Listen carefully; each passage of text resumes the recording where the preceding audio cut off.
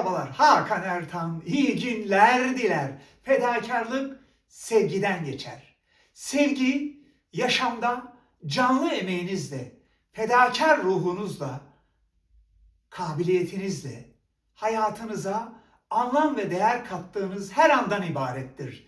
Mutlu olmak için, mutluluğunuz için ne kadar fedakarsınız, ne kadar varınızı, yoğunuzu, mutluluğunuz için erkek kadına, kadın erkeğe ne yapsam da mutlu ederimi fedakarlığıyla, sevgisinin gücüyle, tasarım ruhuyla, mühendislik harikasıyla ifade etmek için elinden geleni yapıyor.